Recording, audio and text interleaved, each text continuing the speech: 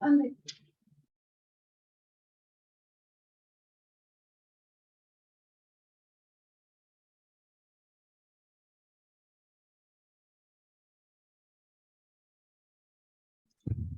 Listo, tenía un poquito problemitas por acá, pero bueno.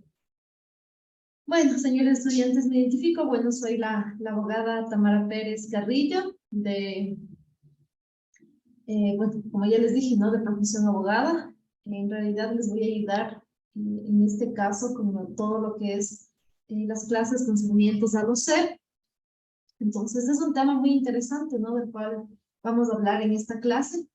Entonces, por favor, necesito que igual, si ustedes tienen la ley en la mano, pues que ustedes igual vayan de la mano, ¿no? Lo que es Constitución, lo sé, para entender mejor los conceptos. Obviamente, por el tiempo, hay algunos conceptos, algunas normativas que son importantes que no podemos hablarla o desglosarla en toda la clase, pero vamos a hacer lo más sucintos posible, es decir, lo más específicos en lo que concierne a esta ley. Bueno, pues empecemos. Bueno, sí ven las diapositivas, ¿no? Por ahí me estaban en el chat poniendo algunos mensajitos. Bueno, dentro de lo que concierne a la LOCEP, decimos que es una ley orgánica supletoria de la norma jerárquica que nosotros tenemos aquí en el Ecuador. ¿Cuál es la norma jerárquica? Pues es nuestra Constitución de la República del Ecuador. Como ustedes pueden bueno, leer en la Constitución y en la misma ley, pues toda ley, sea ordinaria o sea orgánica, cualquier reglamento o cualquier acto administrativo, pues tiene que tener estricta concordancia sobre lo que manifiesta nuestra Constitución. Es por eso que es muy importante que lo que concierne a todo las leyes orgánicas y ordinarias tengan en su texto normativo pues una armonía con los preceptos constitucionales que emanan nuestra Carta Suprema. Y bueno, esto es importante, ¿no? Antes de ingresar a analizar lo que es la ley en sí, pues decimos que los tres elementos del Estado, ¿cuáles son? Es el poder, el territorio y la población. Dentro del poder, decimos que en el Ecuador se manejan 5 poderes del Estado. Nosotros tenemos el poder el ejecutivo, que corresponde al presidente de la República del Ecuador. Tenemos el poder legislativo, que ahí tenemos a nuestros compañeritos de la Asamblea. Tenemos el poder judicial, netamente, que da la facultad a los jueces, a la función judicial para administrar justicia en nuestro país. Así también tenemos el poder de participación ciudadana, que es muy importante también, aunque de cierta manera no se le aplique como dice la ley, y el poder el poder electoral, ¿ya?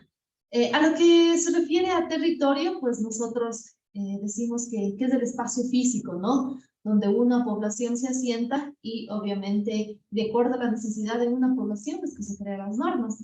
Estamos hablando del territorio. Y hablamos de la población, que son prácticamente, tenemos el territorio, pero ¿cuál será la población? Somos los ciudadanos, los sujetos de derecho que manifiestan nuestra Constitución de la República del Ecuador. Entonces, decimos que estos elementos son muy importantes, que se interactúen unos con otros porque el uno depende de otro. Como les dije anteriormente, pues todo esto en base a una necesidad. La necesidad, en este caso, es todo lo que la población requiere, ¿no? Para su diario vivir. Por eso es que se crean las normas, en base a una necesidad. El Estado para el derecho constitucional. Bueno, nosotros decimos que dentro de lo que concierne al derecho constitucional, y bueno, esta ley, ¿no? Esta ley muy importante, decimos que todo está concadenado con lo que manifiesta nuestra Constitución y los tratados y convenios internacionales firmados por nuestro país. Entonces, dentro del derecho constitucional decimos que como órgano supremo de interpretación de justicia constitucional en el Ecuador es la Corte Constitucional. Y por eso, pues, me permito, bueno, desglosar estos temas, ¿no?, que son muy importantes. Y es que decimos que el Estado, dentro del derecho constitucional, es un Estado de derecho. ¿Por qué decimos, o por qué diremos que es un Estado de derecho? Decimos que es un Estado de derecho porque efectivamente, pues ahí se garantizan, se pragmatizan principios, un catálogo de derechos constitucionales, de mandatos de optimización que tienen que ser cumplidos por todos los ciudadanos, por los 5 poderes del Estado, por los administrados, por el Ejecutivo. Todos estamos involucrados en esto. Por eso es un Estado de derecho. Un Estado constitucional de derecho, hablamos de que si bien nosotros somos sujetos procesales, pues tenemos que tener garantías para poder hacer efectivo nuestros derechos. Dentro de la Constitución de la República del Ecuador, en el artículo 424, 425, se desglosa la jerarquía de la norma y hace mención a la supremacía constitucional. Decimos que nuestra Constitución abarca mandatos de optimización, un sinnúmero de catálogos de derechos fundamentales, derechos del buen vivir, derechos de participación, derechos de libertad, etcétera, etcétera. Entonces, decimos que para qué no simplemente la ley nos dice que somos sujetos de derechos, sino también ya nos da los mecanismos de cómo nosotros podemos hacer efectivo el goce de nuestros derechos. Es por eso que dentro de la Constitución se establece lo que es garantías constitucionales, que se derivan también las garantías jurisdiccionales dentro del derecho constitucional. Decimos que es un Estado constitucional, democrático y de derecho. Al hablar de los sujetos de derechos, decimos también que nuestra Constitución es una norma garantista de derechos. ¿Y por qué me menciono decir esto? Porque al decir que es un Estado constitucional democrático de derechos, decimos que la voluntad, la soberanía radica en el pueblo, se respeta, por ejemplo, la cuestión de justicia indígena que ustedes pueden ver, ellos tienen su propia justicia, por lo tanto es un Estado democrático que reconoce los derechos no solo de individuales, sino también de colectivos, de grupos de atención prioritaria, decimos y hablamos tanto del principio de igualdad, de no discriminación, el tema de la inclusión, etcétera, etcétera. Decimos que es un Estado constitucional, democrático y social de derechos. Pues sí, hablamos, al hablar yo, por ejemplo, en el momento en que yo les digo social de derecho, es que la Constitución contempla y da mayores derechos, por ejemplo, a las personas con doble vulnerabilidad, a las personas, a los LGBTI, por ejemplo. Entonces decimos que esta Constitución es garantista de derechos y trata de incluir a las personas, aunque no solamente solo los derechos sean individuales, sino de manera colectiva, respetar esas minorías que muchas de las veces son discriminadas. Por eso decimos que el Ecuador es un Estado constitucional de derechos y justicia, tal como lo manifiesta el artículo 1 de nuestra Constitución. Ahí si ustedes lo pueden leer, lo pueden interpretar, pueden leerlo, pues dice claramente ese texto normativo dentro de nuestra Carta Suprema. La Constitución de la República del Ecuador 2008. Y miren, aquí hacemos énfasis a lo que les mencionaba anteriormente, artículo 1. El Ecuador es un Estado constitucional de derechos y justicia. Ya hablábamos por qué, ¿no? Tenemos el catálogo de derechos, como les dije, ¿no? Por ejemplo, derechos de buen vivir, derechos de libertad, derechos fundamentales. Por eso decimos que es un Estado constitucional de derechos y justicia, porque se reconocen esos derechos. Decimos que es un Estado social, y hablamos de eso, democrático, soberano, independiente. Nosotros hablamos que cuando tenemos nosotros por separado, ¿no?, los poderes del Estado, pues, por ejemplo, el tema del poder legislativo está muy independiente de lo que es el tema del poder judicial. Unitario, intercultural, plurinacional y laico. Se organiza en forma de república y se gobierna de manera descentralizada. Esto es muy importante porque aquí hablamos de la interculturalidad, de reconocer aquellos pueblos y nacionalidades que antes no eran reconocidas. Entonces, hablamos de que, como les mencionaba, no solo somos sujetos de derechos nosotros, ¿no?, como personas, sino también los grupos, las minorías, los indígenas, por ejemplo, del oriente, de la costa, de la sierra, que en realidad ellos también tienen este tipo de derechos como organización, como gremio, etcétera, etcétera. Decimos que, el Estado, el Ecuador, pues se organiza en forma de república y se gobierna de manera descentralizada. Esto es muy importante porque al hablar de la descentralización decimos que hay varias instituciones creadas por la misma Constitución para dar un mejor servicio a la ciudadanía. De cierta manera, también tenemos los gobiernos autónomos descentralizados que cumplen su función descentralizada para apoyar la planificación y todas las necesidades de la población nacional. La soberanía radica en el pueblo, esto ya habíamos dicho, cuya voluntad es el fundamento de la autoridad y se ejerce a través de los órganos del poder público y de las formas de participación directa previstas en la Constitución. Aquí miren, es muy importante porque ya hablamos del poder público. Aquí de cierta manera ya estamos hablando de una administración pública y de todas las formas de participación directa previstas en la Constitución. Aquí también hablamos, ¿no?, del poder, el quinto poder del Estado que se refiere a la participación ciudadana. Los recursos naturales no renovables del territorio del Estado pertenecen a su patrimonio inalienable, irrenunciable e imprescriptible. Esto es muy importante, ¿no? Porque decimos que el Estado, el Ecuador, pues tiene sus arcas, ¿no? Que sirven de mucho, ¿para qué? Para subsistir y para atender las principales necesidades de nuestra población. ¿Qué es lo principal o lo primordial que nosotros necesitamos? Dentro de los derechos fundamentales, dentro de los derechos de buen vivir, que nosotros tenemos el derecho primordial de la salud, de la educación, del trabajo, ¿por qué no? El de la vida, ¿no? Que es el más importante. Entonces decimos que, de cierta manera, todos estos derechos, todos estos mandatos de optimización que hacemos mención, pues son irrenunciables, inalienables e imprescriptibles. También hablamos, ¿no?, de todos los derechos del buen vivir, que anteriormente se consideraban como derechos de quinta generación, y hablamos de recursos naturales no renovables. Tenemos petróleo, tenemos otras fuentes de recursos naturales no renovables, por eso decimos que el Ecuador es rico en recursos naturales no renovables. Es muy importante que tengamos en consideración esto, porque no solo las personas, no solo los colectivos son sujetos de derechos, sino también la madre naturaleza. Bueno, ahora vamos a hablar del Código Orgánico Administrativo, que se refiere estrictamente a la administración. Decimos en su artículo 46 y dice: personalidad jurídica. El Estado ecuatoriano tiene personalidad jurídica única en sus relaciones de derecho internacional con independencia de su organización interna.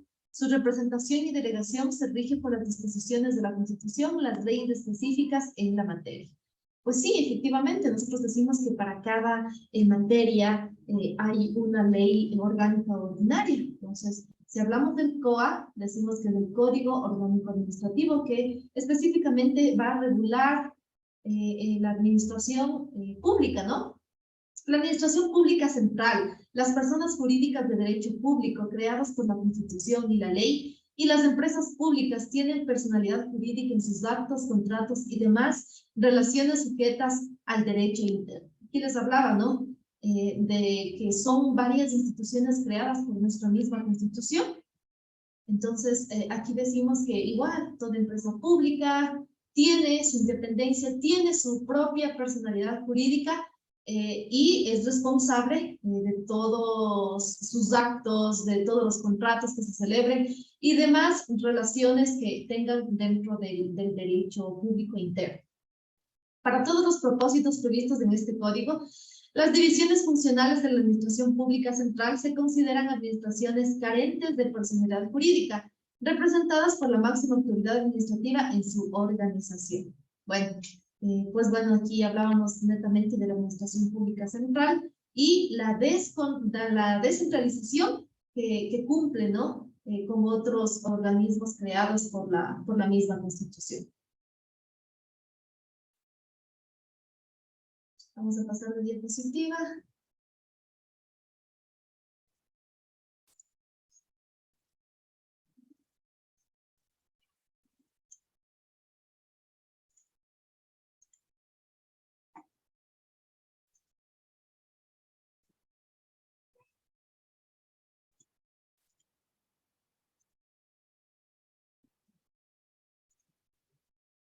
Bueno.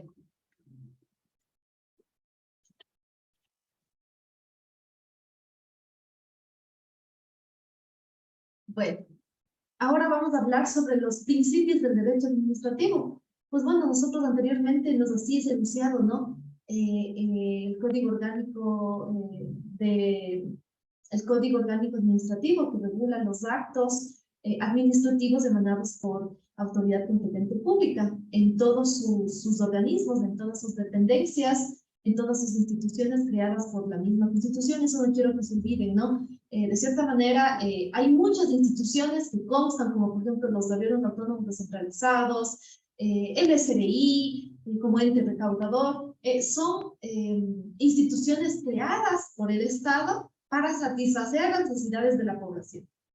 Entonces, vamos a hacer mención a la LOCEP, que se refiere a la Ley Orgánica de Servicio Público, en concordancia con el COA, que es el Código Orgánico Administrativo, que si bien la LOCEP, es una ley orgánica que rige al sector público. Para el procedimiento utilizamos los preceptos y la normativa que establece el Código Orgánico Administrativo. Por eso es que no hay que confundirnos, ¿no? A veces decimos, pero es LOCEP. Perfecto, la Ley Orgánica de Servicio Público, pero si hablamos que rige al sector público, hablamos también de que se crean, ¿qué hace el servidor público? Crea, emana un acto administrativo, por lo tanto, ahí utilizamos para el procedimiento, para cualquier reclamación, para presentar algún recurso administrativo, presentamos con la normativa que manifiesta el Código Orgánico Administrativo, así se maneja en derecho. Principios según el COA. Código Orgánico Administrativo. Tenemos muchos principios que van de la mano, ¿no? Dentro de lo que manifiesta igual nuestra Constitución, el mismo COA, y en concordancia con lo que manifiesta la Ley Orgánica de Servicio Público, y hacemos mención específicamente a los principios. Bueno, no sé si alguien desea hablar y me puede decir qué es para ustedes un principio.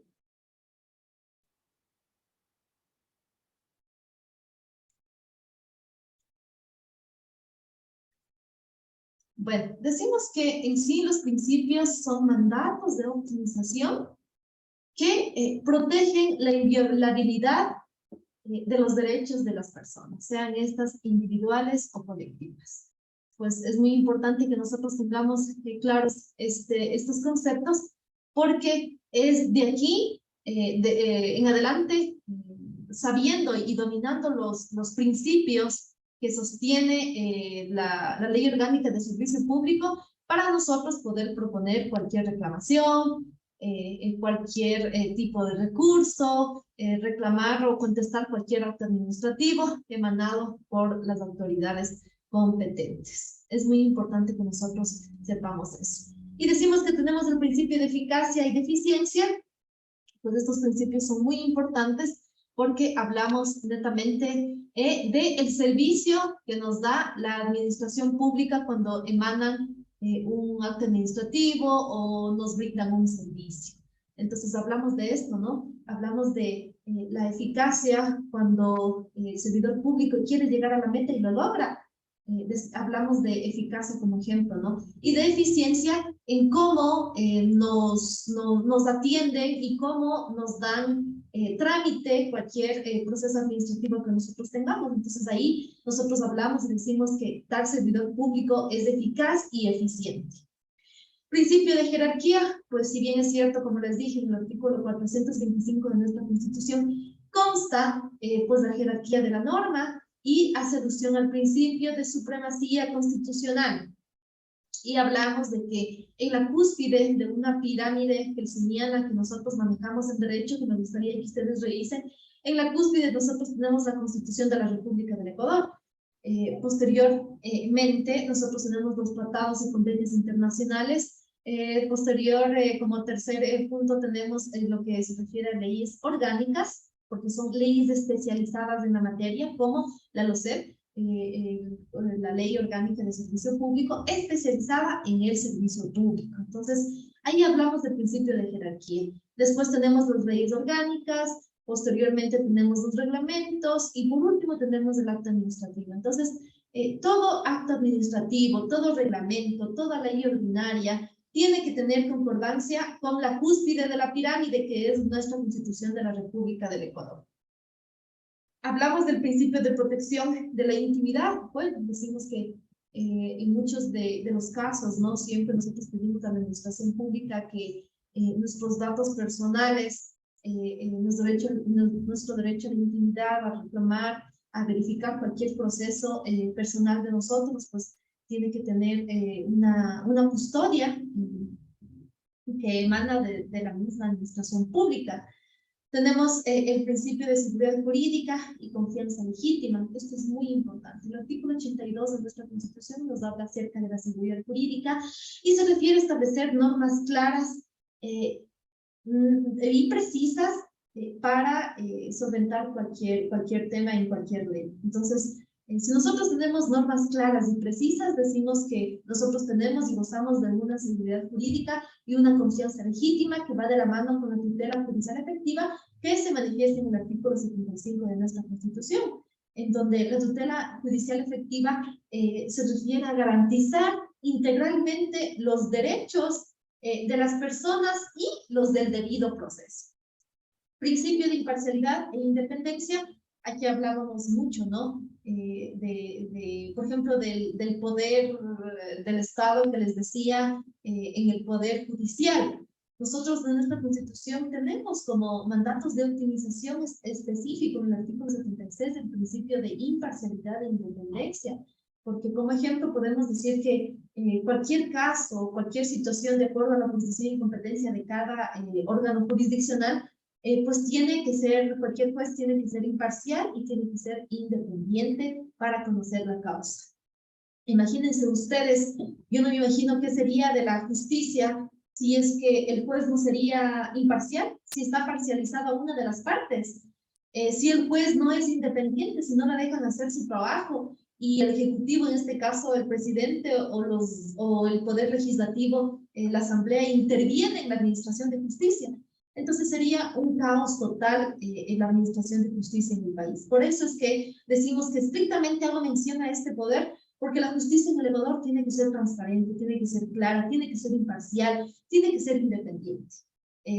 Sí me gustaría escuchar de ustedes no sé, alguna experiencia, ¿no? Pero pese a que la norma dice una cosa, sí, nosotros tenemos actos de corrupción, a veces vemos procesos que en realidad el juez sí se ha parcializado, hay jueces que prácticamente les quitan la voz y no les permiten hacer su trabajo, por lo tanto no existe independencia. Hay casos. No podemos decir que todo lo que consta en nuestra Constitución, por más correctos que sea, por más perfecta que sea nuestra Constitución, no pase.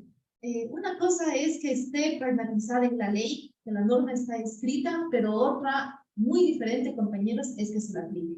Pero nosotros, si estamos en un sistema de educarnos, de aprender, de prepararnos para ser futuros profesionales, pues nosotros tenemos que conocer esto. Nosotros tenemos que actuar con imparcialidad, independencia, y estos mismos principios, pues, tenemos que exigir a la administración pública en todos los poderes del Estado que les he hecho mención anteriormente.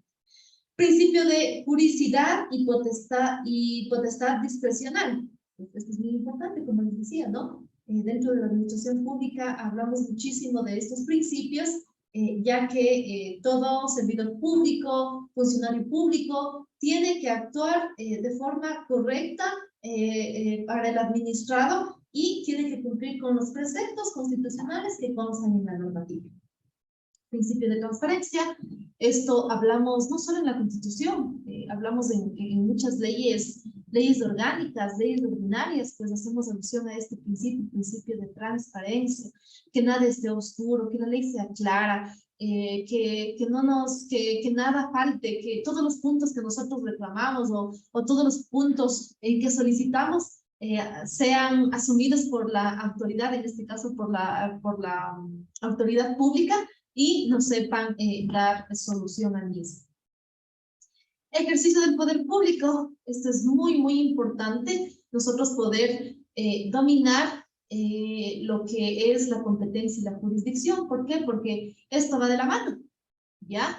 Entonces, tenemos que tener bien clara la diferencia entre lo que es competencia y lo que es jurisdicción.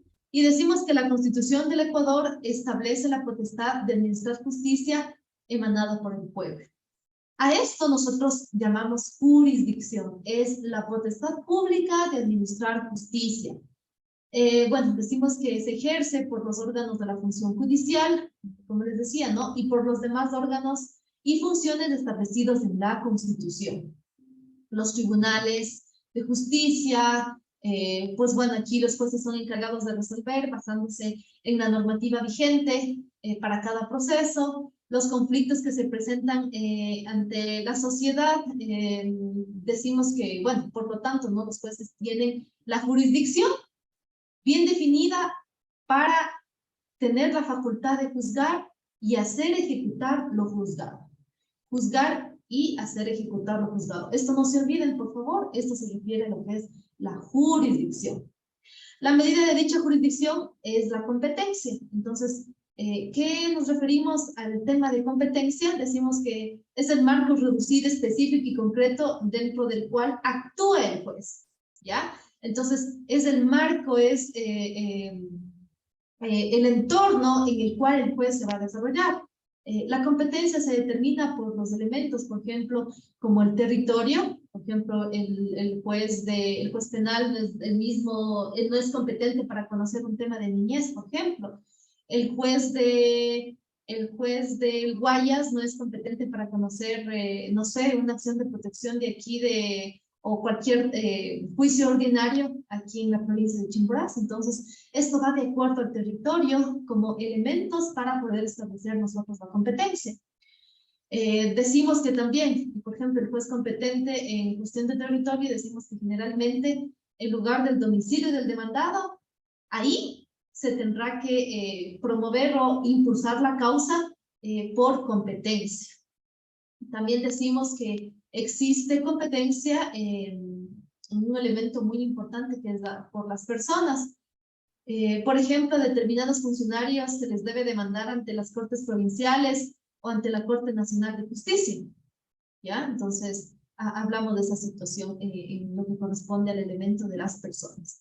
También decimos que la competencia se fija en las materias. Por ejemplo, como les decía anteriormente, no es lo mismo un juez civil que un juez penal y un juez administrativo, ¿ya?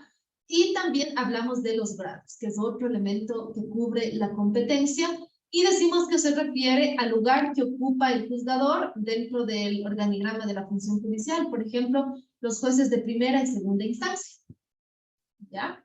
Entonces, ¿qué decimos frente a esto? Pues que todas las personas tienen derecho a ser juzgados por un juez natural, que dice la ley. Para que un proceso judicial sea válido, entre otros requisitos, debe llevarse a cabo y ser resuelto por un juez competente, como les había mencionado. Ya sabemos los elementos en los cuales radica la competencia, ¿no es cierto? Hablamos de territorio, hablamos de las personas, hablamos de grado, etcétera, etcétera. Entonces, ¿qué decimos?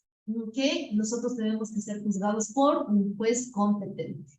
Por regla general, es competente el juez del lugar donde se tenga el domicilio del demandado, como les había dicho. La competencia se radica en primer lugar, según el territorio. Posteriormente, la materia de la cual se trata el litigio, por lo que existen jueces especializados en distintas materias. Por eso es que al hablar de la LOCEP decimos que netamente es un juez administrativo, no puede conocer un juez civil o un juez penal porque no es competente, compañeros. Entonces, debemos tener claro estos dos conceptos para aprendizaje propio de nosotros, ¿no? Porque esto es muy importante. Siempre en toda la normativa legal, nosotros vamos a hablar de la jurisdicción y competencia. Decimos que el juez ha asumido un caso de acuerdo a su jurisdicción. Entonces, ¿cuál es la jurisdicción? El juez ha asumido un proceso, pero no es competente. Entonces, nosotros ya sabemos cuándo un juez no puede ser competente. Bueno, de igual manera, en caso de que las partes no estén conformes con la resolución emitida por un juez, por ejemplo, de primera instancia, tiene el derecho a apelarla y será una de las salas de la Corte Provincial quien conocerá este tipo de apelación, ¿no? De recurso por ser competente. Entonces, esto estamos hablando netamente en el ámbito judicial. También quiero hacer mención, aquí es muy importante, ustedes pueden leerlo, ¿no? Antes nosotros teníamos el código de procedimiento civil, en donde de cierta manera también regulaba el procedimiento civil para todas las causas. Como norma supletoria también quiero hacer mención de que esta normativa ya no está vigente y que se incorporó a nuestro ordenamiento jurídico el COGEP, que es el Código Orgánico General de Procesos, como dice, ¿no? General de Procesos. Allí se especifica toda la normativa que nosotros igual debemos seguir, por ejemplo, para presentar una demanda. Se especifica claramente qué es lo que debemos presentar y es un código que prácticamente nos habla absolutamente de todo. Por eso hago mención a esto, porque este Código Orgánico General de Procesos también nos hace alusión a lo que es competencia y jurisdicción. Entonces, por favor, igual si ustedes pueden revisar el Código General de Procesos, es muy llamativo, muy importante que ustedes conozcan. Principio de legalidad. Bueno, Rolando Tamaño y Salmorán se refieren al principio de legalidad de la siguiente manera. Decimos que el principio de legalidad es presupuesto en todo el discurso jurídico, tanto en la descripción, textos tratados, como en la argumentación, también definida como los alegatos, que nosotros llamamos en derecho. La motivación que nosotros decimos que se tiene que dar en todo proceso. El principio opera en dos niveles, hablamos del descriptivo, justificativo. El tenor del principio podría formularse así. 1. Es regla de competencia, es el derecho de un Estado. Todo acto jurídico, de acuerdo a la orden, decisión o mandato, supone una norma jurídica que confiere facultades. Todo poder o facultad requiere necesariamente de fundamentación jurídica. 2. La legalidad debe controlar los actos de los funcionarios, el exceso, desvío del poder, una decisión ultra vires son cuestiones jurídicas. Bueno, si hablamos del principio de legalidad, miren, es muy importante lo que dice este autor, y nos dice que es un presupuesto de todo discurso jurídico. Nosotros, al hablar de este principio de legalidad, hacemos alusión siempre a lo que manifiesta el artículo 76 de nuestra Constitución, en donde se tienen que estipular todas las normas del debido proceso para que un acto administrativo, un proceso judicial, cualquier situación se lo haga de acuerdo y respetando las normativas jurídicas de la Constitución y las demás normas supletorias. Por eso hacemos alusión a este principio de legalidad, estrictamente lo que manifiesta nuestra normativa legal. El COA, regresamos, ¿no?, al Código Orgánico Administrativo. ¿Y qué nos manifiesta en su artículo 6? Nos dice el principio de jerarquía, pues decimos que los organismos que conforman el Estado se estructuran y se organizan de manera escalonada. Los órganos superiores dirigen y controlan la labor de sus subordinados y resuelven los conflictos entre los mismos. Aquí les hacía mención a la pirámide de Kelsen, se llama, que ustedes pueden revisar, que el Estado se estructura jerárquicamente. Artículo 7, principio de desconcentración, que no es lo mismo que el principio de descentralización, que es diferente. Y decimos, ¿no? Principio de desconcentración. La función administrativa se desarrolla bajo el criterio de distribución objetiva de funciones. Privilegia la delegación de la repartición de funciones entre los órganos de una misma administración pública para descongestionar y acercar las administraciones a las personas. Por ejemplo, rapidito, un principio de concentración. ¿Dónde se aplica un principio de concentración? Hablamos, por ejemplo, de los municipios. Hay varios organismos pequeñitos que están bajo el presupuesto, bajo la dependencia y tienen relación conexa con el gobierno autónomo descentralizado. Por ejemplo, a veces circunstancias manifiesto un ejemplo, los bomberos, por ejemplo. Ese es un órgano desconcentrado del gobierno autónomo descentralizado de cualquier cantón. ¿Por qué? Porque pese a que ellos tienen su independencia administrativa, el registro de la propiedad, por ejemplo, imagínense, pese a que ellos tienen su independencia administrativa, se rigen a las funciones administrativas que desarrolla, en este caso, el gobierno autónomo descentralizado de cualquier cantón. Entonces, eso hay que entender muy bien la diferencia en lo que es desconcentración y descentralización. Entonces, si hablamos de un régimen o de un órgano desconcentrado, hablamos, por ejemplo, del registro de la propiedad de cualquier municipio, que si bien tienen su independencia, pero está ligado estrictamente al subordinado, ¿no? Al gobierno autónomo descentralizado. Artículo 8, principio de descentralización. Decimos que los organismos del Estado propenden a la instauración de la división objetiva de funciones y la división subjetiva de órganos entre las diferentes administraciones públicas. Esto es muy importante porque al hablar del principio de descentralización, hablamos de los gobiernos autónomos descentralizados. Aquí están los municipios, así se llaman ahora, ya no son municipios, sino se llaman gobiernos autónomos descentralizados. ¿Qué sostiene con este concepto de descentralización? Es que ellos no dependen de nadie, tienen su vida jurídica propia, tal como lo ha manifestado y como lo ha creado la Constitución de la República del Ecuador. Por lo tanto, ellos son independientes, administrativa y también en el ámbito económico. Financieramente, igual ellos son independientes. Entonces, hablamos de esto. Hablamos de las universidades. Miren ustedes, aquí también se cumple este principio de descentralización. Son instituciones creadas por el Estado, se les otorga el presupuesto, pero ellos lo manejan. Ellos hacen que su presupuesto, yo que sé, en cualquier proyecto, en construcción de obra civil de algún edificio, gasten ese presupuesto que les otorga, por ejemplo, las universidades. Entonces, aquí estamos hablando de que estas instituciones sí cumplen con este principio de descentralización. Artículo 15 del COA nos dice el principio de responsabilidad y nos dice el Estado responderá por los daños como consecuencia de la falta o deficiencia en la prestación de los servicios públicos o las acciones o omisiones de sus servidores públicos o los sujetos de derecho privado que actúen en ejercicio de una potestad pública por delegación del Estado y sus dependientes, controlados o contratistas. El Estado hará efectivo la responsabilidad de un servidor público por actos u omisiones dolosas o culposas. No hay servidor público exento de responsabilidad. Esto es muy importante.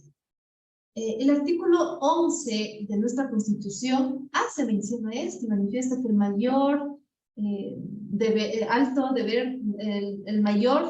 deber del Estado es hacer efectivo el goce de los derechos. Cumplir y hacer cumplir los mandatos constitucionales y la normativa que son normas supletorias de nuestra Constitución. Eso es lo que dice nuestra Constitución. El Estado tiene que cumplir y hacer cumplir. Entonces, si estamos hablando del principio de responsabilidad, decimos que esto tiene que ser efectivo. Frente a una deficiencia del servicio o de la prestación de servicios de cualquier servidor público, nosotros tenemos la obligación de reclamar este derecho y, de ser el caso de causarnos cualquier perjuicio, nosotros poder establecer responsabilidades al servidor público que actuó de manera dolosa o culposa en cualquier acto administrativo, resolución administrativa, etcétera, etcétera. Tenemos esa potestad, la ley nos ampara y esto hace parte del principio de responsabilidad. Por lo tanto, la Constitución nos dice también, ¿no?, que si se establece cualquier responsabilidad de cualquier institución pública, pues se hará o se efectuará el derecho de repetición. ¿A qué nos referimos con esto? Esto no consta aquí en la diapositiva, pero es muy importante que sepamos. Es que, perfecto, si bien yo establezco, por ejemplo, responsabilidad al SRI, por ejemplo, que es un ente recaudador, que es un órgano, una institución creada por el Estado, por la Constitución, descentralizada, porque ustedes saben que no depende de nada, tiene su propia subsistencia jurídica, administrativa y financiera, el Servicio de Rentas Internas. Entonces, presento cualquier denuncia o por cualquier perjuicio pecuniario que me hayan hecho a mi persona. Entonces, ¿qué es lo que yo puedo proponer ahí? Que se establezca responsabilidad al Servicio de Rentas Internas, pero a su vez ellos internamente repiten, es decir, se van en contra del servidor público que causó dicha afectación al administrado, a nosotros como personas y como sujetos de derecho. Así más o menos se entiende este principio que va en concordancia con el derecho de repetición en que se tiene.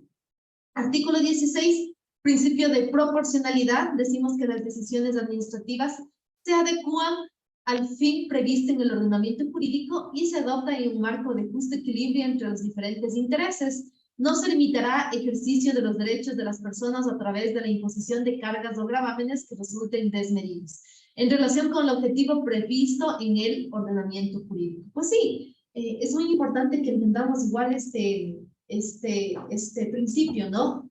Porque, bueno, haciendo alusión igual al ente recaudador, vámonos al SRI o cualquier otra institución pública, administrativa.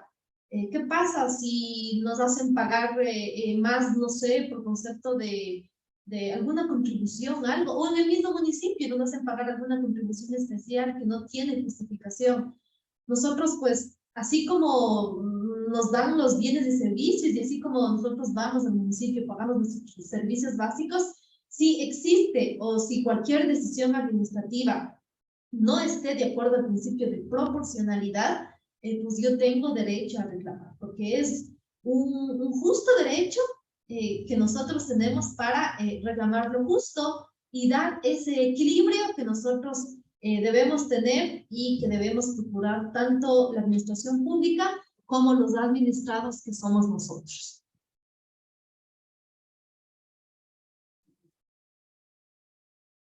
Perfecto.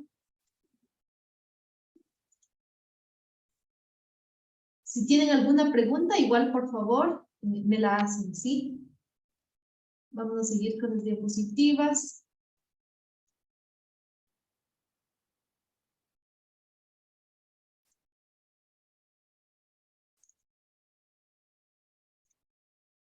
Ya hablamos de esto, que es mi competencia.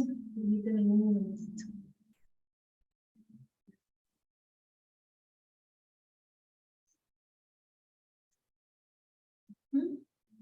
Bueno, ya hablamos de los principios.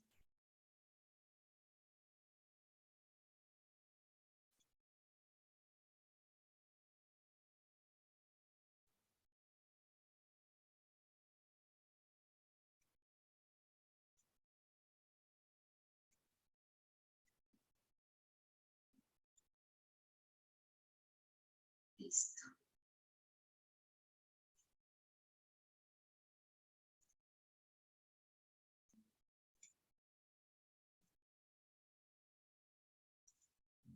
Bueno, seguimos, ¿no? Aquí ya hablábamos, ¿no? De los ejercicios del poder público. Ya sabemos, compañeros, no se olviden lo que concierne a jurisdicción y competencia, las diferencias, lo que se tiene que tener en cuenta. El artículo 68 del COA, del Código Orgánico Administrativo, nos hace referencia a la transferencia de la competencia y dice: la competencia es irrenunciable y se ejerce por los órganos o entidades señalados en el ordenamiento jurídico, salvo los casos de delegación, avocación, suplencia, subrogación, descentralización o desconcentración cuando se efectúan en los términos previstos en la ley. Vamos a ir desglosando estos conceptos y nos dice, artículo 69, delegación de competencias. ¿Cuándo se delega una competencia? Ya habíamos hablado de las diferencias, por eso hay que tomar en cuenta los conceptos dichos anteriormente. Los órganos administrativos pueden delegar el ejercicio de sus competencias, incluida en la gestión en otros órganos o entidades de la misma administración pública jerárquicamente dependientes. Aquí hablamos, ¿no? De que sean iguales, ¿no? Jerárquicamente, o que dependan unos con otros. Otros órganos o entidades de otras administraciones. Esto es importante que sepamos. Esta delegación exige coordinación previa de los órganos o entidades afectados, su instrumentación y cumplimiento de las demás exigencias del ordenamiento jurídico en caso de que existan. Los titulares de otros órganos dependientes para la firma de sus actos administrativos. ¿Qué es un acto administrativo? Es todo acto, toda facultad que yo tengo para presentar, desde un oficio hasta un recurso administrativo. Ese es el acto administrativo. Cuando yo voy a la administración pública a hacer efectivo o a dejar un oficio solicitando cualquier cualquier requerimiento, pues ahí ya nosotros estamos constituyendo un acto administrativo. Entonces, al hablar del acto administrativo, estamos hablando de toda esa actividad, de todo ese movimiento que nosotros hacemos como administrados frente a los diferentes órganos o entidades públicas. Los titulares de otros órganos dependientes, para referir, y ya leímos, sujetos de derecho privado conforme a la ley y a la materia. Esto es muy importante, miren ustedes, se puede delegar competencia a cualquier sujeto de derecho privado, ya no estamos hablando del derecho público, conforme con la ley y la materia. Hay que ver esto, ¿no? Que sea conforme a lo que manifiesta la ley y de acuerdo a cada materia. La delegación de gestión se supone cesión de la titularidad de la competencia.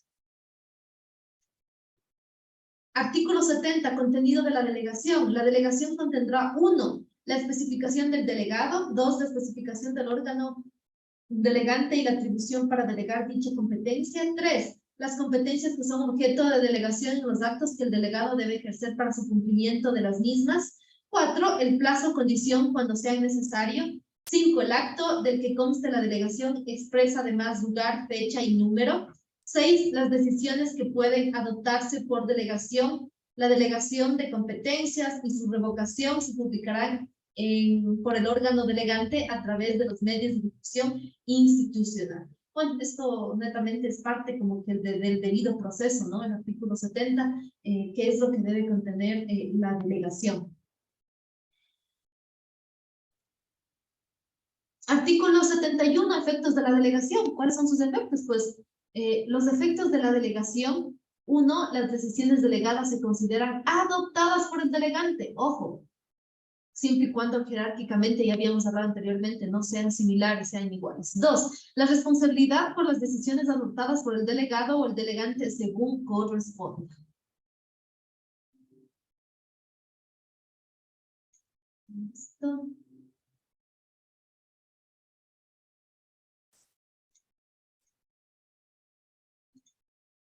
Ya, artículo 72, prohibición de delegación.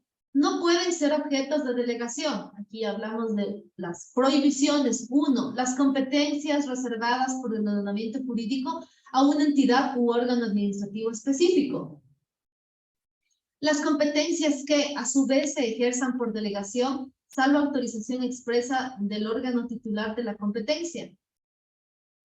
La adopción de disposiciones de carácter general. La resolución de reclamos en los órganos administrativos que hayan dictado los actos objeto de dicho reclamo. En ningún caso el objeto de la delegación de gestión puede referirse a prestaciones de los contratos públicos cuando se la instrumenta con respecto a una contraprestación dineraria.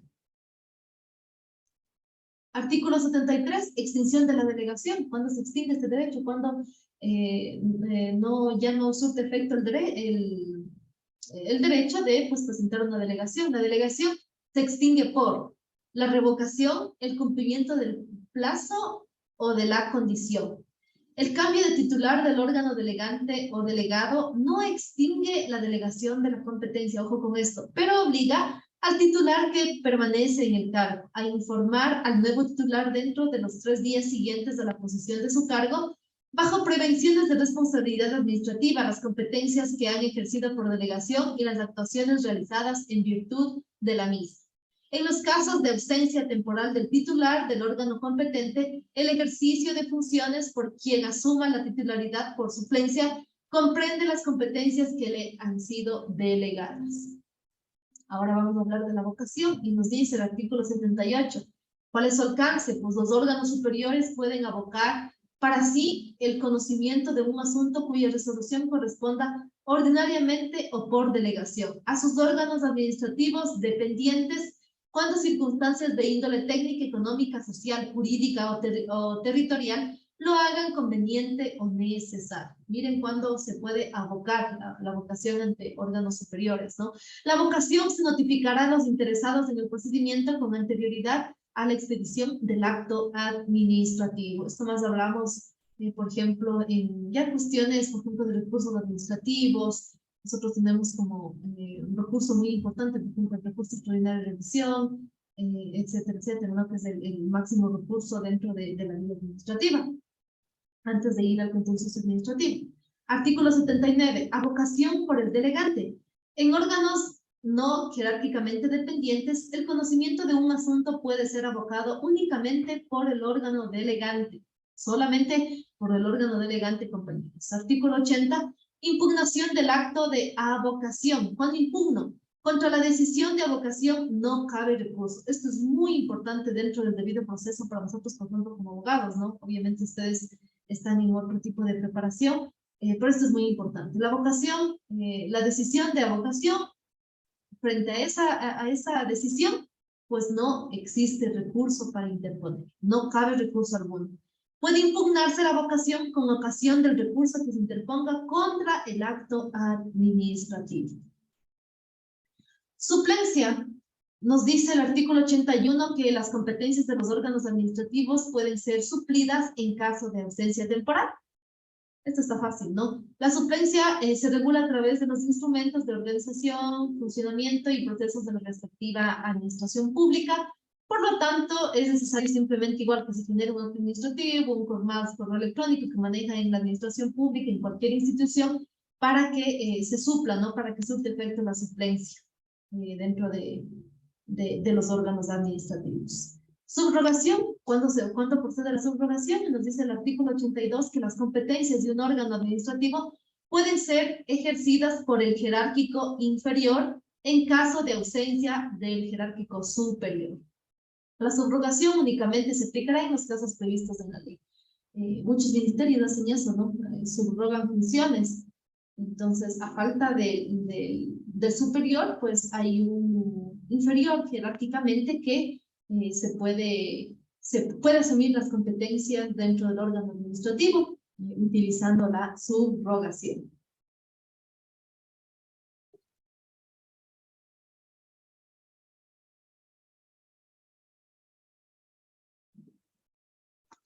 Vamos a seguir. Permítame abrir las otras diapositivas.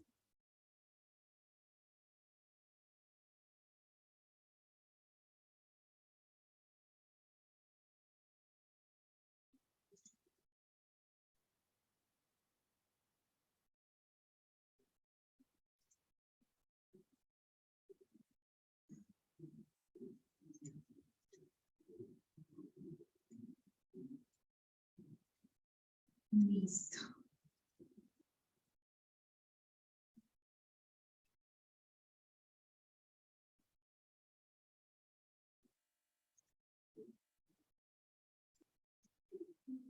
Bueno, ahora sí vamos a hablar sobre lo que concierne a competencias y formas de transmitir en el servicio público.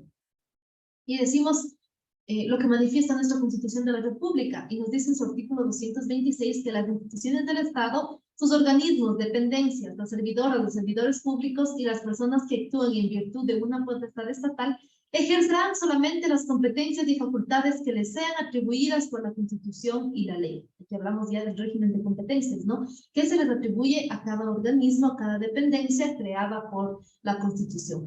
Tendrán el deber de coordinar las acciones para el cumplimiento de sus fines, de hacer efectivo el efectivo goce de los derechos reconocidos en la Constitución. Esto es lo que yo les hablaba anteriormente. El Estado es el responsable de cumplir y hacer cumplir todos los derechos pragmatizados en nuestra Carta Suprema, como es nuestra Constitución. Aquí hablamos del régimen de competencias y todas las atribuciones que por ley les atribuye a cada organismo.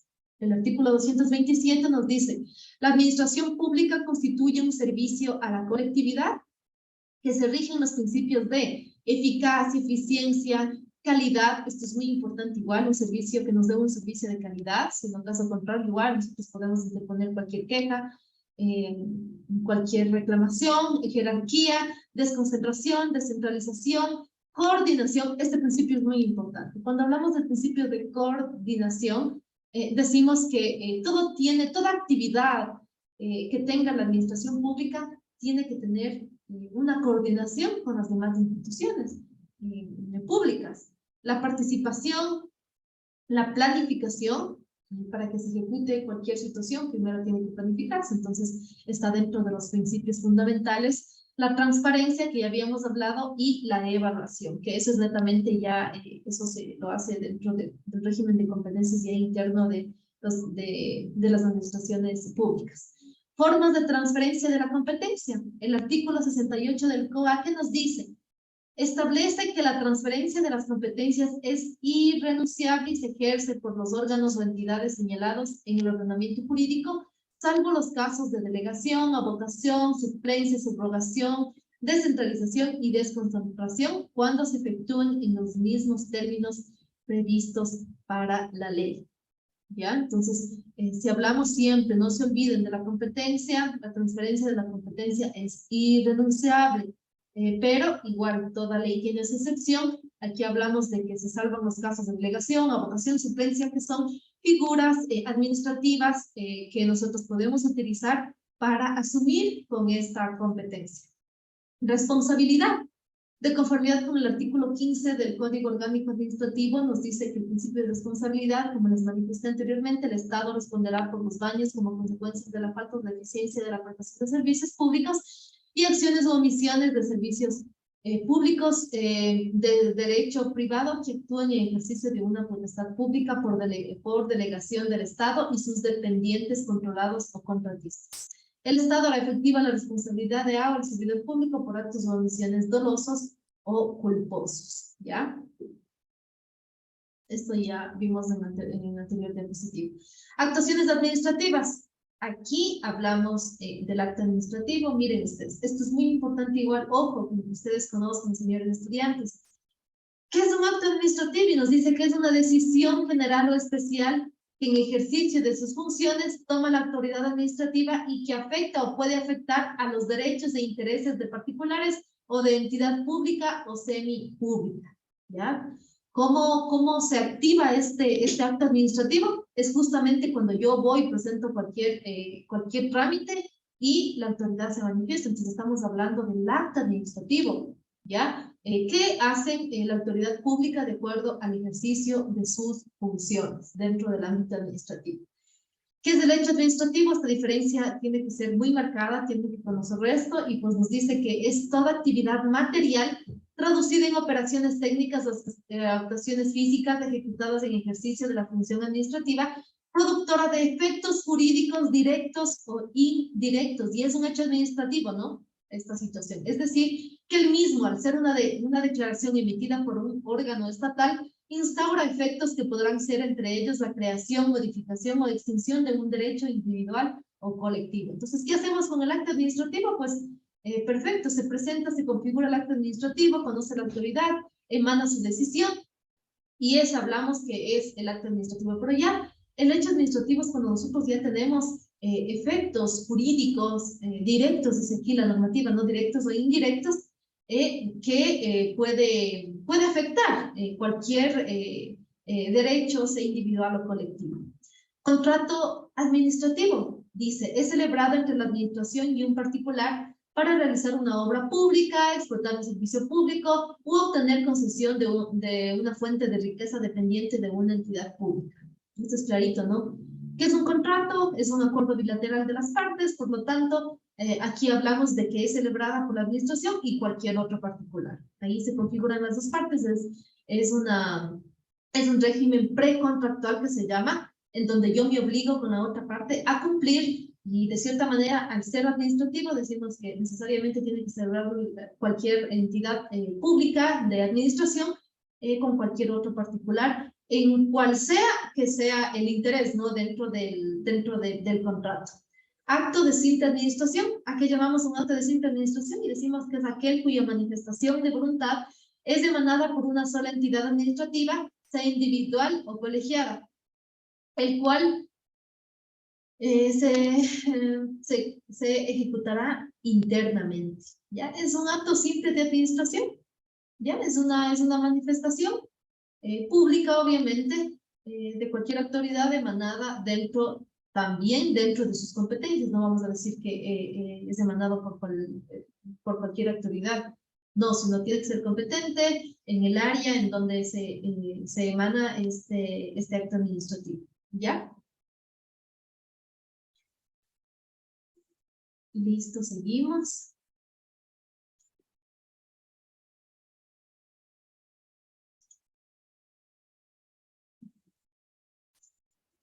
Vamos a ver los otros. Si tienen alguna pregunta, igual, predispuesta a solventar las preguntas. Listo. Avancemos, compañeros.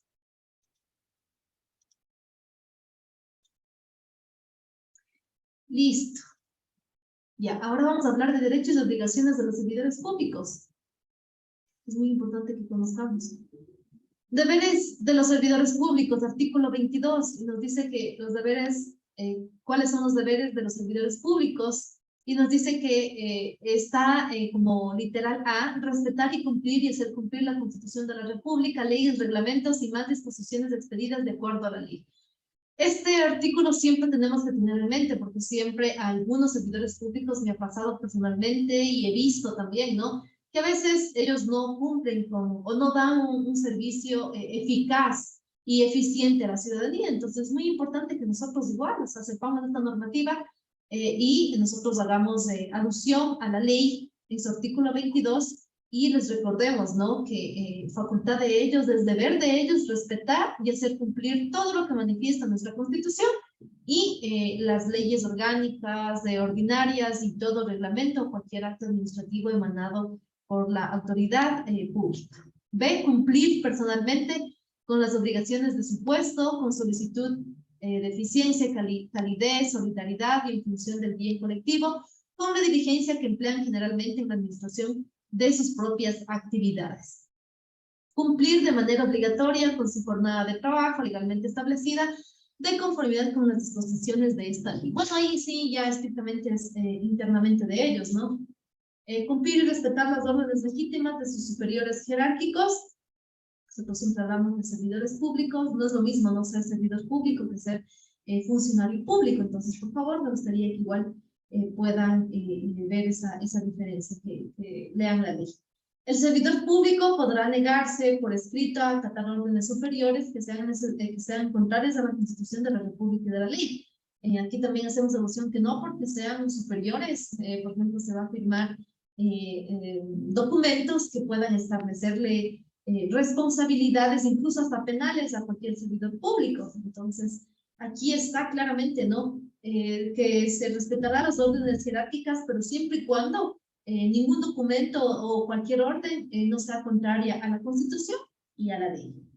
Velar por la economía y recursos del Estado y por la conservación de los documentos, útiles, equipos, muebles y bienes en general confiados en la guarda, administración, utilización de conformidad a la ley y a las normas secundarias. Pues sí, toda institución pública, pues ustedes saben, ¿no? Que sí existe un departamento que custodia todos los bienes que utilizan ellos para continuar con su trabajo, para brindar un servicio adecuado a la ciudadanía. Entonces, eso ya es internamente, pero es deber de ellos velar por los recursos que les otorga el Estado.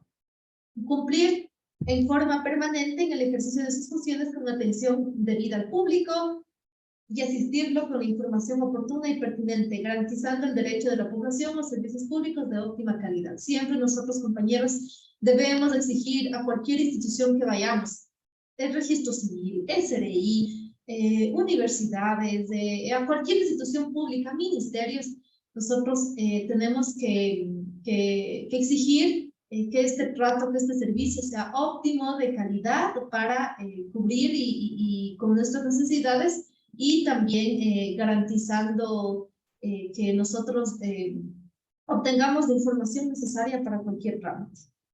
Elevar a conocimiento de su inmediato superior los hechos que puedan causar daño a la administración. Ejercer sus funciones con lealtad institucional, rectitud y buena fe. La buena fe siempre es importante, ¿no? Decimos que lo contrario de la buena fe es actuar de mala fe. Cuando yo tengo la intención que dolo, que decimos en derecho, de causar daño a un tercero o en cualquier acto, o etcétera, etcétera. Sus actos deberán ajustarse a los objetivos propios de la institución a la que se desempeñe y administrar los recursos públicos con apego a los principios de legalidad, eficacia, economía, y eficiencia, rindiendo cuentas de su gestión. Cumplir con los requerimientos en materia de desarrollo institucional, recursos humanos y remuneraciones implementados por el ordenamiento jurídico vigente. Someterse a evaluaciones periódicas durante el ejercicio de sus funciones. Esto he visto que sí lo hacen, por ejemplo, en la Fiscalía General del Estado, hacen este tipo de evaluaciones periódicas. Custodiar y cuidar la documentación e información que por razón de su empleo, cargo o comisión tengan bajo su responsabilidad e impedir cualquier uso indebido, sustracción, ocultamiento o inutilización. Pues esto es muy importante porque hay una figura penal que cuando no custodian bien información, se puede activar la vía penal para poder denunciar este tipo de actos emanados por la autoridad pública o cometidos por cualquier servidor público. Entonces, está en la responsabilidad de ellos custodiar este tipo de información que es de cierta manera relevante para el administrado. Un ejemplo, en la Fiscalía General del Estado, pues si usted no es parte procesal o yo no soy parte de la defensa técnica como abogado, no puedo revisar ninguna documentación. Esa información es reservada. Por lo tanto, ellos custodian muy bien sus archivos para que surta efecto simplemente para beneficio de los interesados.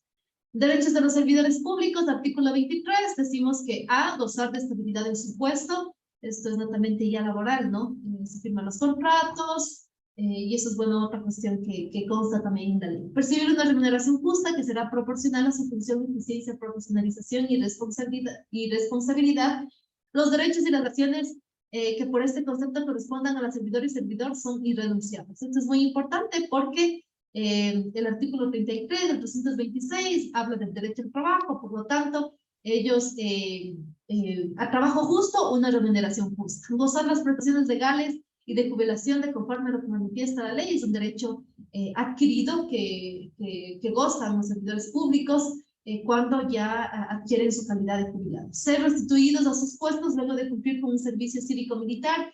Este derecho podrá ejercitarse hasta 30 días después de haber sido licenciados de las Fuerzas Armadas. Justo para este tema, recibir indemnización por supresión de puestos o partidos y por retiro voluntario por acogerse a la jubilación o por el monto fijado en la ley.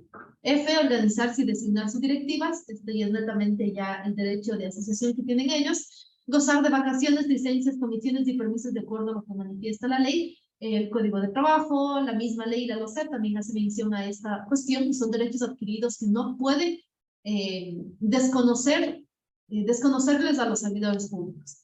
Ser restituidos en forma obligatoria sus cargos dentro del término de 5 días posteriores a la ejecutoría de una sentencia o resolución, en caso de que la autoridad competente haya fallado a favor de los servidores suspendidos o destituidos, deberá debe de haber sido declarado nulo el acto administrativo impugnado, las remuneraciones que dejó de percibir, más los respectivos intereses durante el tiempo que duró cualquier proceso judicial respectivo, si el juez hubiera dispuesto el pago de remuneraciones.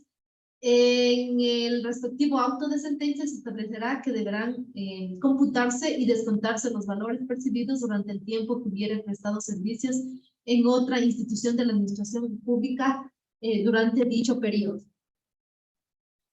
Demandar ante los organismos y tribunales competentes el reconocimiento de la reparación de los derechos que consagra la ley. Esto es muy importante, ¿no? La reparación en cualquier tipo de procedimiento que exista, de proceso. La reparación a la víctima, indemnización de daños y perjuicios, siempre hablamos de eso. Recibir un trato preferente para ingresar en las mismas condiciones de empleo a la institución pública a la que se refiere, renunciando para emigrar al exterior en busca de trabajo en forma debidamente comprobada. Siempre hablamos de aquí del derecho de igualdad, gozar de las protecciones y garantías en los casos en los que la servidora o servidor público denuncie en forma motivada el incumplimiento de la ley, así como la comisión de actos de corrupción.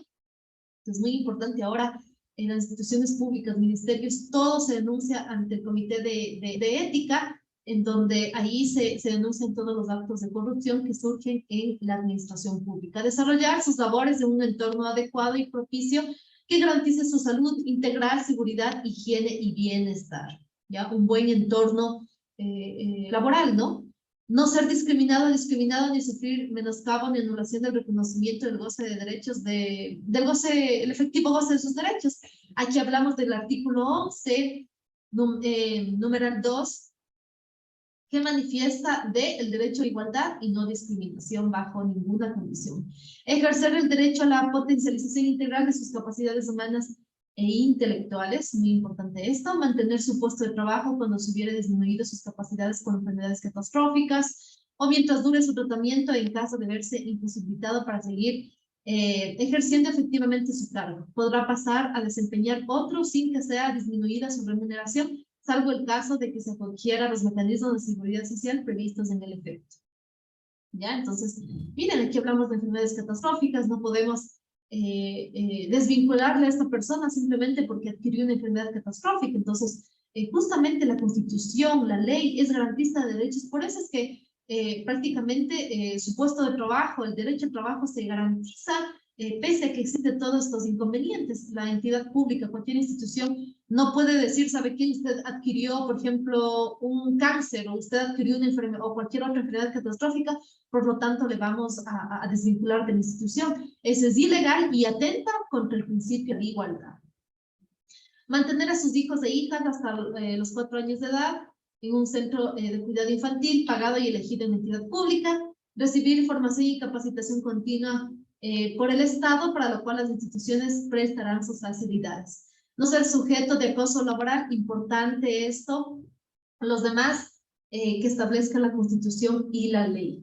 Prohibiciones de los servidores públicos, del artículo 24 nos dice que son prohibiciones de abandonar injustificadamente el trabajo, b, ejercer otro cargo, a desempeñar actividades extrañas a las funciones durante el tiempo fijado como horario de trabajo para el desempeño de sus labores, excepto quienes sean autorizados para realizar sus estudios o ejercer la docencia universitaria, ¿ya? Los servidores públicos decimos que no pueden asumir otro tipo de trabajos, ¿no? No pueden tener 2 trabajos a la vez, excepto aquí toda ley tiene esa excepción y nos habla de docencia universitaria. Pueden ser docentes, siempre y cuando esto no interrumpe el cumplimiento de la totalidad de su jornada laboral.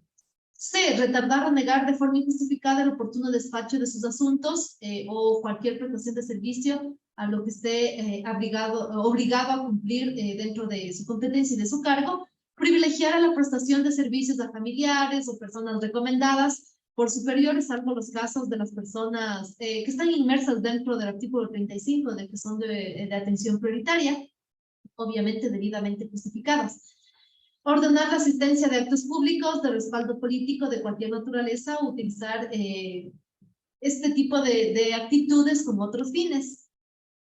Abusar de la autoridad que le confiere el puesto para coartar la libertad al sufragio, asociaciones y otras garantías constitucionales. Ejercer actividades electorales en uso de sus funciones y aprovecharse de ellas con este tipo de fines. Paralizar a cualquier título de servicios públicos, en especial los de salud, educación. Decimos que siempre, ¿no? Estos son los derechos primordiales, fundamentales dentro de nuestra Constitución, y decimos que nosotros tenemos que gozar de salud, educación, justicia y seguridad social. Aquí hablamos de los servicios básicos también, que debemos gozar, servicios públicos como energía eléctrica, agua potable, alcantarillado, procesamiento, transporte, distribución de hidrocarburos y sus derivados, transportación pública, saneamiento ambiental, bomberos, correos y telecomunicaciones. Todo lo que necesitamos para vivir dentro de suma causa, que dice el buen vivir. Mantener relaciones comerciales, societarias o financieras directas o indirectas con contribuyentes o contratistas de cualquier institución del Estado, o cualquier servidor público dentro de sus funciones, resolver asuntos, intervenir, emitir informes, gestionar, tramitar o suscribir convenios o contratos con el Estado por sí o por interpuesta persona, u obtener cualquier beneficio que implique privilegios para el servidor o servidora pública. Ojo que aquí hablamos ya incluso de delitos, ¿no? Que surgen dentro de la administración pública. Hablamos de la concusión, del cohecho, que son figuras jurídicas penales que se estipulan o que se configuran cuando se hace favores o cuando se da dinero para cualquier favor en cualquier institución. O a su vez el servidor público o funcionario solicita dinero, por ejemplo, para hacer cualquier trámite o dejar pasar cualquier situación. Solicitar, aceptar o recibir de cualquier manera dádivas, aquí está, recompensas, regalos o contribuciones especiales. Este hay que tener en cuenta mucho. Aquí nos habla de contribuciones especiales, de bienes o dinero, privilegios y ventajas en razón de sus funciones para sí, sus superiores o sus subalternos, sin perjuicio de que estos actos constituyen delitos tales como, aquí vamos, aquí está, peculado, cohecho, confusión, extorsión o enriquecimiento ilícito. Entonces, claro que yo digo, ¿no? Hay muchos administradores públicos, funcionarios públicos de alta jerarquía que en realidad son tentados, ¿no? Por el dinero, por la corrupción. Pero compañeros, si específicamente estamos hablando de esta ley, también quiero llamar a la concientización para que en cualquier trabajo que ustedes se desempeñen, en cualquier espacio en el que ustedes se encuentren, puedan cuidar este tipo de situaciones. ¿Por qué? Porque, por ejemplo, dentro de lo que son Fuerzas Armadas, Policía Nacional, incluso esto es una causal para la dada de baja. Entonces, toda esa situación hay que considerar. Percibir remuneraciones de ingresos complementarios, ya sea con nombramiento, contratos sin prestar servicios efectivos o desempeñar labor específica alguna conforme a la normativa de la respectiva institución. Negar las vacaciones injustificadamente a los servidores públicos, suspender el trabajo, salvo en el caso de huelgas declaradas de conformidad a las causales, a los requisitos, a los procedimientos y a las condiciones previstas en la Constitución y en la ley. Las demás establecidas en la Constitución, en la ley también, en los reglamentos, tener bienes o capitales de cualquier otra naturaleza y lo que está de moda, ¿no? Tener paraísos fiscales. Artículo 6 del nepotismo. Esta palabra es muy importante y se dice que se prohíbe a toda autoridad nominadora designar, nombrar, posesionar o contratar en la misma entidad, en la misma institución pública u organismo, las señaladas en el artículo 3 de esta ley, a sus parientes comprendidos hasta el 4º grado de consanguinidad y el 2º de afinidad, a su cónyuge o quien mantenga una unión de hecho. Nosotros en derecho hablamos sobre la línea de consanguinidad, hasta el 4º grado de consanguinidad, que serían hasta los primos. Y el 2º de afinidad, el 2º grado de afinidad serían los cuñados. Entonces, si hablamos de esto, ¿no? De nepotismo, toda autoridad, de toda entidad pública, pues tiene que cuidar muchísimo esto de caer en este tipo de situaciones, porque aquí se establece responsabilidad penal cuando no se cumple con esto y se tiende a varios parientes laborando en la misma institución.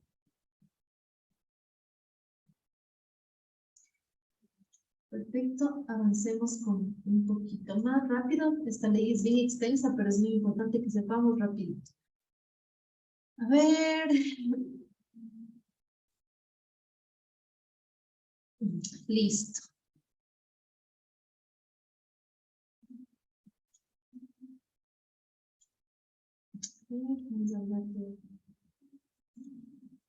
Si tienen alguna pregunta, por favor, igual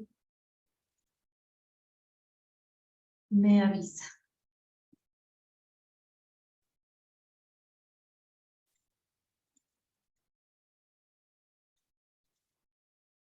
Ya, los contratos de nombramiento, perfecto. Gestión de labores en el sector público, hablamos del servidor público, trabajador u obrero, que netamente están bajo el Código de Trabajo, y también la prestación de servicios de profesionales, de un contrato de servicios civiles que se llama, cuando ellos demandan factura. Por lo tanto, aquí ya no tendrían relación laboral con cualquier entidad o con cualquier organismo administrativo.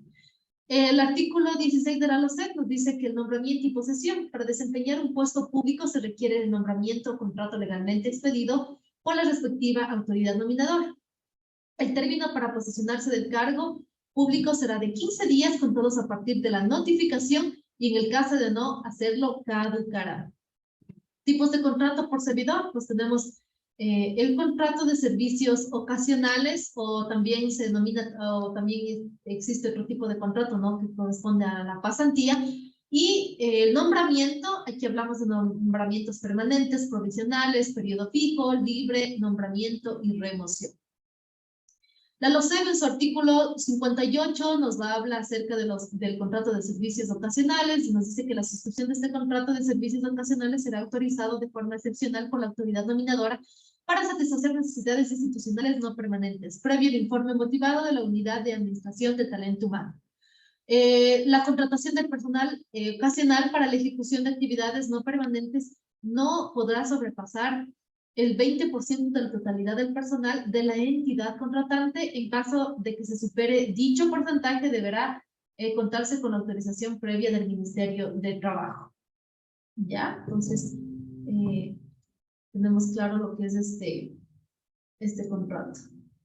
De la Comisión de Servicios con Remuneración, hablamos de los servidores públicos de carrera, los de carrera, ojo, podrán prestar servicios en otra entidad del Estado con su aceptación por escrito previo al dictamen favorable de la Unidad de Administración de Talento Humano hasta por 2 años mediante una concesión de comisión de servicios con remuneraciones, siempre que la servidora pública o servidor hubiere cumplido 1 año de servicio en la institución donde trabaja y cumpla con los requisitos del puesto a ocupar.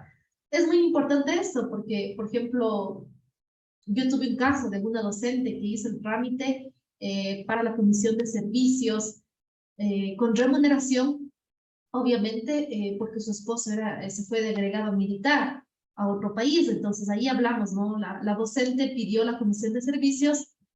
Aquí dice clarito, la norma es expresa, ¿no? Que tiene que cumplir 1 año en servicio a la institución. Por lo tanto, ahí sí se configura y reuniendo los otros requisitos estipulados en la ley, puede solicitar la comisión de servicios con remuneración. Listo. De la Comisión de Servicios sin Remuneración, la y los servidores públicos de carrera también podrán presentar servicios en otra institución del Estado mediante comisiones de servicios sin remuneración previa su aceptación por escrito y hasta por 6 años durante su carrera administrativa previo dictamen favorable de la Unidad de Administración de Talento Humano, siempre que la servidora y servidor público hubiese cumplido al menos 1 año de servicio en la institución. Concluida la comisión, la servidora o servidor será reintegrado al puesto original. Listo. Seguimos rapidito.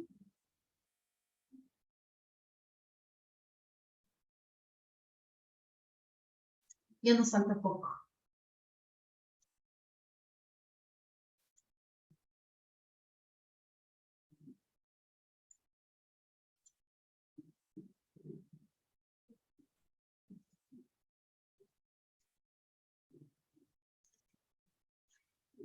Bueno, aquí hablamos de las faltas disciplinarias y decimos que están consideradas como sanciones, ¿no? Tenemos las sanciones civiles, que son contractuales, extracontractuales, ya vamos a explicar ese tema. Son penales, que establecen ya una responsabilidad penal, y administrativas que se consideran dentro del mismo código internamente también sanciones leves, graves, etc.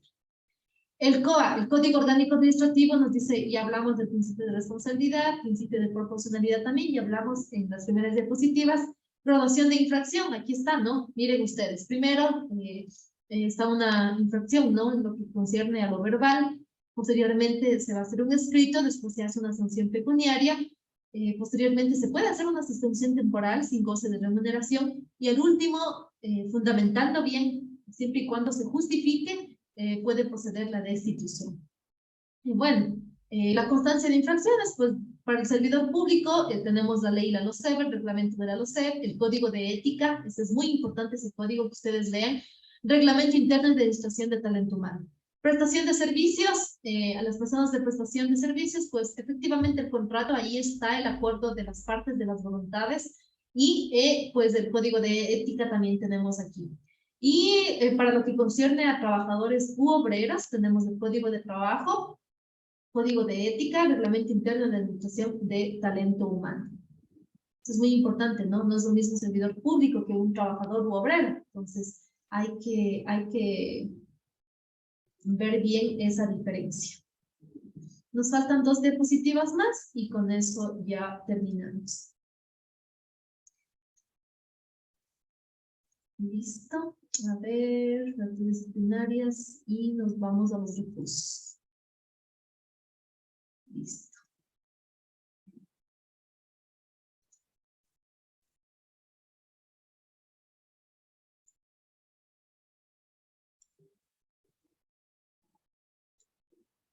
Listo.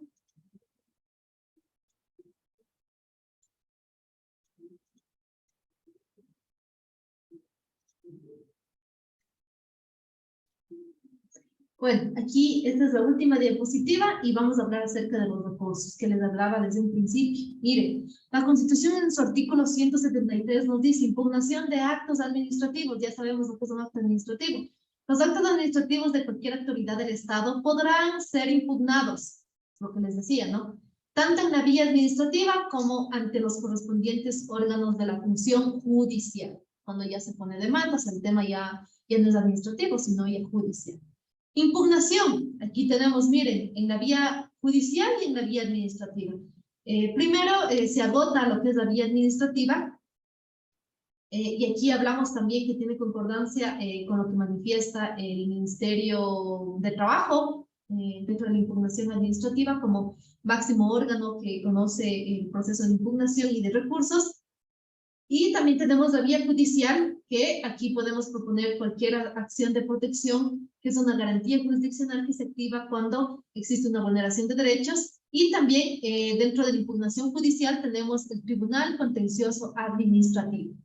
Entonces, compañeros, para nosotros proponer cualquier tipo de impugnación cuando no estemos de acuerdo con alguna decisión de la administración pública, de la resolución que nos emanó la autoridad competente dentro de materia administrativa, pues nosotros ya sabemos a quién acudir, directamente el Ministerio de Trabajo como el máximo organismo, ¿no?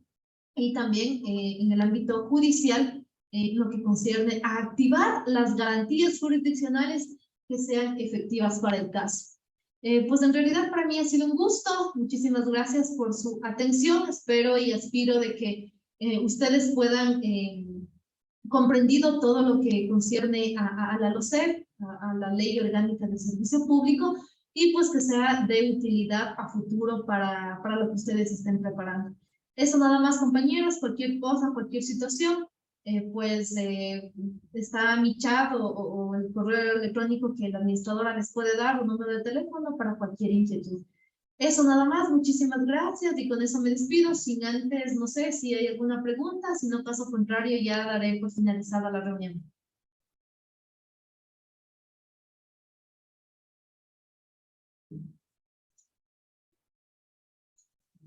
Bueno, en vista de que creo que está todo asimilado por el día de hoy, pues bueno, me despido hasta una próxima oportunidad. Muchísimas gracias.